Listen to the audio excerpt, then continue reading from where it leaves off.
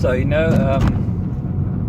hear people say often that no, if there really were guardian angels or angels protecting you, then you wouldn't have been in the mess in the first place. The angels would have probably prevented it from happening. Whatever happened to you. But that's not really how it works. So the thing is, there's a song where Leonard Cohen sings. I think it's So Long Marianne, and he sings something about we forget to pray to the angels, and the angels forget to pray for us. And that's exactly actually what it is. So if you don't ask the angels for help and so to speak, not pray to them, you don't ask them, then they're not going to help you, and it's as simple as that. So then you're going to get yourself into a mess which could have been prevented if you had asked for protection or for help or anything like that. So the golden rule is to ask your angels to help you and to protect you, and then you might experience a different thing. You might see that a lot of stuff is prevented from happening, from hurting you. However, there is one rule, and that is that the angels will help you without you asking. If it's not your day to die, if it's not your time yet, so then they would actually step in without you having asked. But anything other than that, you first have to ask for your angels' help. And we all have our angels by our side, and there's always free will. So if you're not going to ask, then it's not going to happen. They're not going to help you. It's as simple as that. So, and how do you do that? So it's very easy. You can either ask them by speaking out loudly, or just saying it in your mind, and kind of praying that way, just putting out the intention, or affirming, saying something affirmative that will they will help you. You will get through this issue, this problem, and it can be quite magical if you do that. So do it often and ask them for help, ask for protection, for whatever it is that you need, and see what happens. There's some magic there. So for quite a while now, I've been getting these weird, call them hallucinations, right? So it only happens when I'm in that in-between state between sleeping and being awake. However, I'm fully awake, so it happens most of the time where I'm sleeping at night and suddenly I wake up and I'm fully awake, but it's almost like you're dreaming something, but I'm seeing beings and weird stuff in the bedroom, and I've been wondering, what are they? So what am I actually seeing? And so at first I went to do some googling on this, and I found out that there's a term that psychologists use, and it's called hypnagogic and hypnopompic illusions. Not hallucinations as such, it's illusion. The person who experiences it kind of knows that it's, or feels that it's not real, but however the vision or the hallucination or the illusion looks and feels very real, although we are aware that we're seeing something that's probably not there. So in the psychological space, this is what it's known as. So it happens when you just before you fall asleep, and I think that's a hypnagogic illusion. So you will see or hear something or feel something that's very real, although that your logical mind will obviously think that it can't be real, it's not there.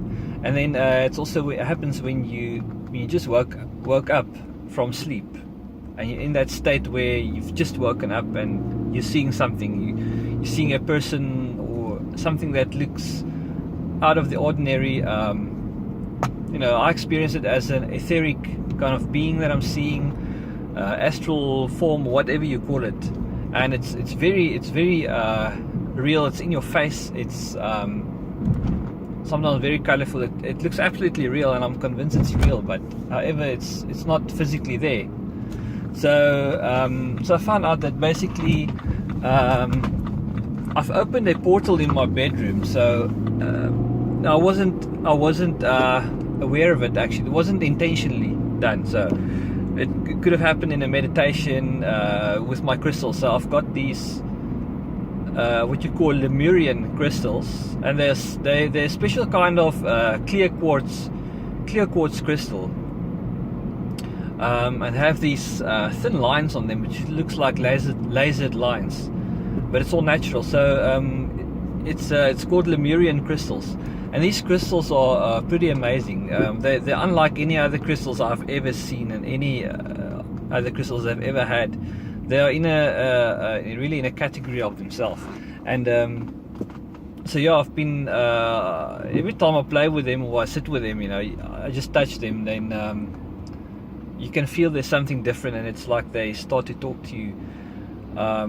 It's very strange. And then when I go to sleep with one of them, then sometimes I wake up and I can't breathe. It's like this powerful surges of energy going through me.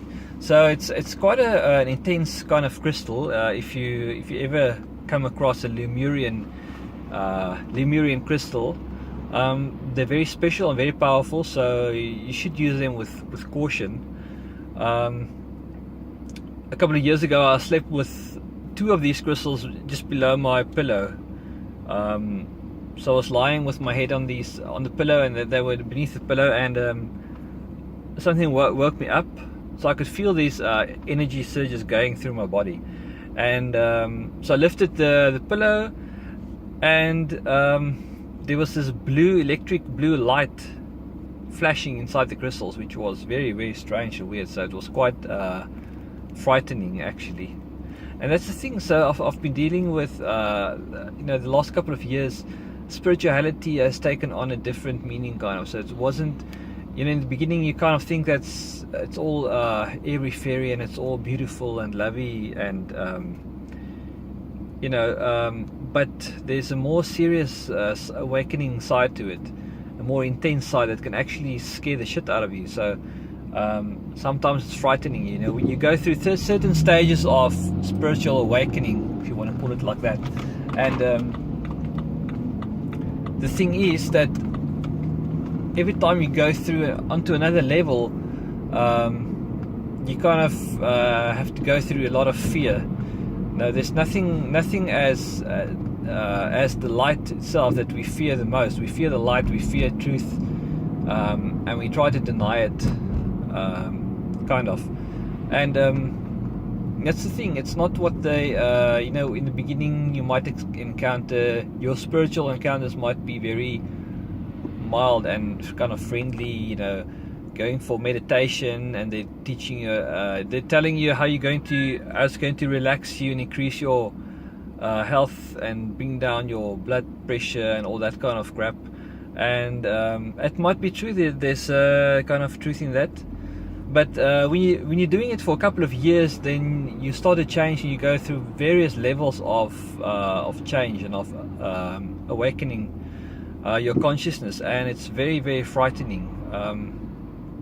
It gets very intense at times that you just want to stop it and take a break for a while, and that's all normal. So the more we get exposed to the light, there are various levels of truth. So it also happens that at a certain point in time you might think that something is true, you've discovered a truth, and then just after that it might disappear, and it might not be a truth anymore. It becomes a lesser truth, and you kind of come across a bigger truth. And that's just how it works, and it's very scary. It's not at all a very friendly path. Being on the spiritual path, the journey, going through meditations, it's very mild in the beginning, and you feel relaxed and all, but when you've reached a certain level, then it gets a bit more intense, especially when your Kundalini awakens or activates or explodes in your body. And you can go and Google what Kundalini is all about. I won't say too much detail on the Kundalini, but it's a very intense ride. So yeah. Oh yes, and that's what I wanted to say. So my Lemurian crystals probably opened up a what you can call a portal in my bedroom, and now this allows, and this is what another channel medium has told me. So I asked her, what is it, what's happening? So and basically it's that it's a portal that's opened for other dimensions and universes to connect with my physical space, or with the etheric space in the bedroom. And it's been very interesting and very frightening as well, and very intriguing. So I've seen some scary things, some scary beings, and I don't know what you call them, if you want to call them ghosts or whatever, but I don't think it's just that. So but yeah, it's been quite amazing, and some of it beautiful. I've seen a beautiful guinea fowl, and so yeah, I don't know where it's going. If I can make contact with these beings consciously, try to explore that, but it's quite mind-opening and heart-opening at the same time. Okay, so that's it for now. Cheers.